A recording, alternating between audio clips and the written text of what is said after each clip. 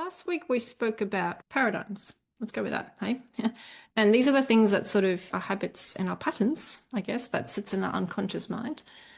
And, it's kind of that whatever seed we plant unconsciously and nurture with repetition and emotions is what you're going to get, right? We have to constantly work out whether we are planting weeds in our mind and whatever you plant, it's going to grow, right? Or whether it's sunflowers, right? And that's something I'm using with my middle son at the moment to say, gosh, if we're planting weeds, you're going to grow those things. And if you plant sunflowers, you're going to grow those things, right? Because the brain can't distinguish between what's real and not real. And it's quite, it only accepts at the unconscious mind whatever you impress on it. And so today's article that we'll read is around responsibility. And the responsibility comes down to you have complete control over what you plant every single day, every single moment. Now, this morning, I decided to jump into Tony Robbins. His goal was to make sure humans don't suffer because he suffered. He has a really, really interesting story, and he doesn't like people suffering. And so his mission was to change people for the better. And then he's done all these beautiful motivational stuff. Now, he's got this 3 event on every year. Once a year, he goes online for 3 days for 3 hours each day. But I jumped on because he taps into a lot of stuff that we also teach. Right? And a lot of the stuff comes from his work and the work that he's studied. But I was curious to know what he's going to share and where he's at with, hey, what do we need as society and as humans in order to be our best, create the best results and those kind of things. And very similar stuff came out. One thing he spoke about was around this pattern recognition, right? Is recognizing patterns within you, patterns within your supervisors, within the people around us, right? So I think, and then he added 2 more things. So I think it was pattern recognition, pattern utilization, and then pattern creation. So you recognize patterns, you then utilize them, right? So if you see things play out in a particular way, you can then go and work with that. If you plug things in the right context, and then you can create new patterns as well. So it's really interesting that he started with that. And the idea was for us to reduce the stress that we all feel. But if we start to recognize patterns, that can really free you from fear because you recognize it. It's basically awareness. The minute we have a bit more awareness and perspective about things, hey, we're not so stressed about it. So that was his kind of like his first angle that he took this morning. And then he basically went on if you want to shift anything in your life, you got to shift your energy. It's all within. And that's kind of where I left the session this morning. But it was just good to hear that he's still holding really, really true to some of this stuff. So we're going to read through a responsibility article, which is a follow-on. It's basically part of lesson 3, which is our unconscious mind and our paradigms. We have complete control over it, and whatever you plant, you're going to reap. Anyone have got any thoughts or anything they want to just share on that? I'll just bring the article up. And, and I think this article, it's like these articles are all they can be quite direct and firm and honest. But I think a lot of us like that. It's a pretty strong, clear message around certain things. But, as I read through this, I want you guys to put this kind of in the context of where you're at and how you see this apply for you and people around you and all those kind of things. Responsibility is a choice, and it truly is the key to freedom. Your future can be everything you have ever dreamed about and then some. You have the talent and tools to experience one beautiful day after another. That is, in fact, what the architect of the universe had in mind for you when you were created.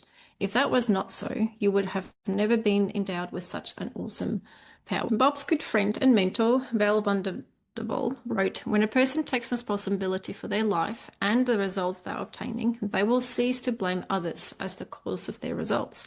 Since you cannot change other people, blame is inappropriate. Blaming others causes a person to remain bound in a prison of their own making. When you take responsibility, blame is eliminated and you are free to grow. Those who haven't taken responsibility for their results and their life often find themselves in a mental prison. And in many ways, a mental prison is a much worse place to live than a federal prison or penitentiary. How do you say that? Mental torment can destroy just about everything that is necessary for a meaningful life. Self-image, self-respect, relationships, and a host of other attributes. It will even cause a person's physical health to deteriorate. Responsibility opens the door and permits you to walk into freedom. If you find yourself confined to such a mental state, understand there is a way out. Escape is encouraged and possible. The master key that fits the lock is clearly marked and is within everyone's reach. It is responsibility. It would be a fair comment to say that the people who have the greatest respect for are those who have accepted responsibility for every aspect of their life. These individuals rarely duck responsibility by blaming someone else. When faced with an unfavorable situation, they are usually aware they have attracted the negative circumstances and know everything happens for a reason. When this happens, they merely learn their lesson and keep reaching out above and beyond to the new frontier, taking responsibility for whatever happens every step of the way. When a person refuses to accept responsibility for their life, they reject their uniqueness and they turn all of their power over to other people. I think that's a huge point. If we don't take responsibility, we basically let the external world dictate everything about us. They turn all of their power over to the other people, situations, and circumstances. They are then no longer in control of their future. They will be hoping something good will happen, but because of past experiences, they will very likely be expecting something they do not want to happen. When you accept responsibility for your life and for the results, which you alone determine, you will develop confidence that your dreams can be realized, that your plans can be carried out. Awareness of this magnificent truth is one of the greatest, if not the greatest thing that can happen in your life. It's Aladdin's lamp, a magic wand, the tooth fairy, all wrapped up in one. Dr. Rollo May, a distinguished psychiatrist, once wrote, "The opposite of courage in our society is not cowardice, it's conformity. It requires great courage to take responsibility for your life. It's so much easier to blame someone else or something outside of you." George Bernard Shaw said, "People are always blaming their circumstances for what they are. I don't believe in circumstances. The people who get on in this world are the people who get up and look for the circumstances they want, and if they can't find them, they make them. If you can't find the circumstances that you want, you create them. You absolutely make them." Like a really big quote, I used to absolutely pin that up for a long time, is that I have that power to create whatever I want. And that includes the circumstances, because so often we go, I have, kids at home. I'm a mum. I saw your article this morning, Marie, about mums and PhD. We can create environments. We don't have to conform to just because I'm this, I can't have that. And I personally had that. For a long time, once I had kids, I accepted the idea that I won't be as productive and successful in my outputs and be as competitive with my research because, now I spent less time doing research. Absolute BS. But that's the story I told myself for a bit. Shaw was right. Those who win big in life take responsibility and create their own destiny. Earlier on, it was suggested that responsibility brings with it a certain amount of freedom. For some, these last few paragraphs may be life-altering. With the proper understanding, it has the power to free you of unnecessary mental weight that you may have been carrying around with you all of your life, guaranteed. This concept has been misunderstood by so many and has probably single-handedly ruined more lives than one can possibly imagine. Ignorance of this principle will most certainly cause a person to experience the destructive emotions of anger, guilt, and resentment, right? Some of this came out in Kate's session, I think. Here it is. There is a vast difference between being responsible for and being responsible to. It seems so simple, but don't let its apparent simplicity fool you. There is a big difference between being responsible for and being responsible to. It is not uncommon to hear parents blame themselves and assume responsibility for something that has happened to their child, and that child might be 40 years old. If only we, or I should have.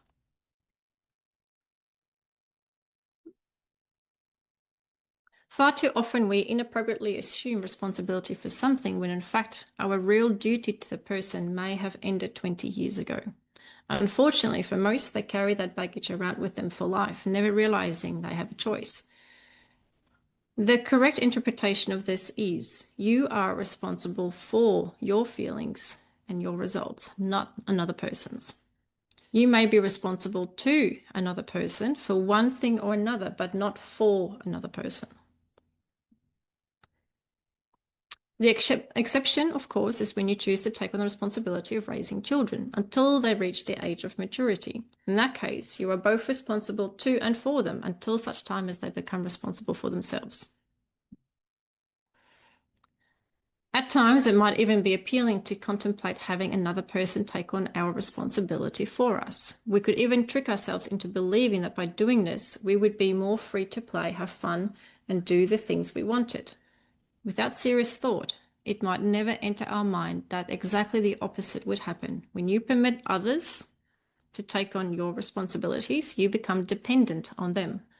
You become the giver and they become the giver and you become the receiver.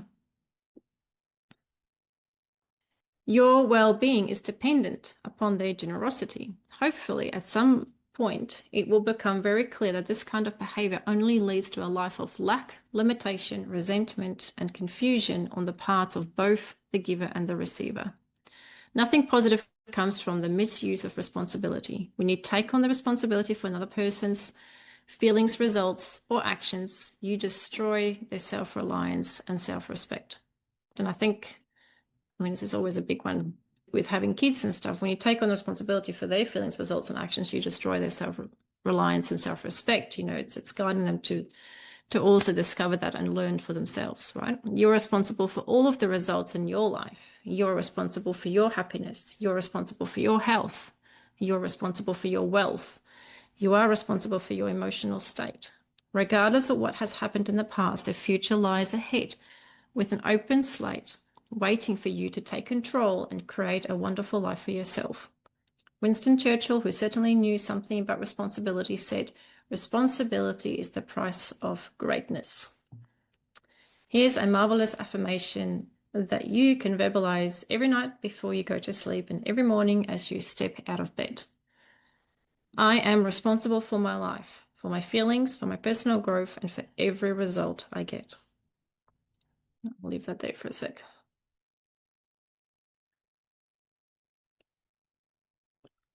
How often do we let the external circumstances, people, places, plots, and plans dictate our lives, our feelings, our thinking, our results, what we should do, can't do, must do?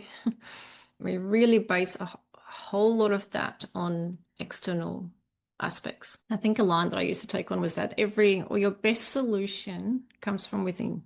Anything that you're stuck with, don't like, want to change, trying to work through with your research, your PhD, anything, we tend to look outside first. Have a go at looking inside. What can you do? What can you think? What can you create? Like just that shift to go. And it was something that I had up for a while, is that my best solutions to everything comes from within me. And the minute you just give yourself that permission to look inside, to go, but what is the solution to this? That thing that then comes up, that inspired idea, is our best solutions.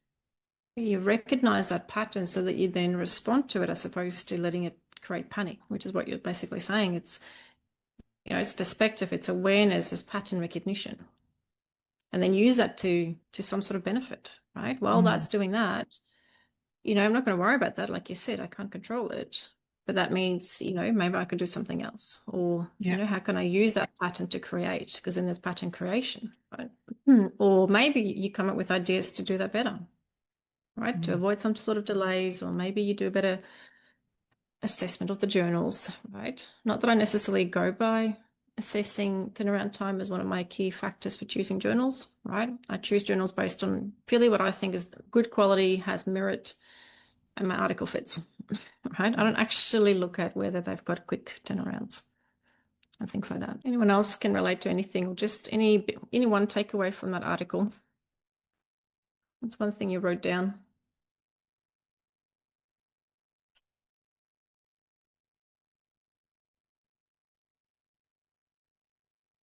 We're not responsible for our supervisor's actions. We are responsible for everything that we can do to move things forward, and hopefully that people, places, and circumstances around you create that circumstances because of what you do. You can often blame the supervisors, right? And I think there's an element of that we're not denying the reality of some of this stuff, but it should not detract you from creating the result. It's part of you creating the result is having these things come up and navigating them and recognizing patterns, creating new patterns, right? It's not necessarily limiting you to creating success, right? Because it's not about the external world. It's all about what you do in response to these things. And again, it happens to you, for reasons, not to you. But responsibility is something that we can distinguish between who are you responsible for and to. And if you don't accept responsibility, you turn all of your power over to other people, places, and circumstances. Like no one is ready for that, right? We're not here to let the external world dictate any of the things that we want, right? And yes, when you permit others to take your responsibilities, you become dependent on them. We are not dependent on the supervisors. We would love to have them, right? We would love to have them more involved. But you guys all know that you don't need them as much, right? All you got to do is just keep taking 2 steps forward, 2 steps forward. All good. How's that for time? Spot on. All right, guys, thank you for being here.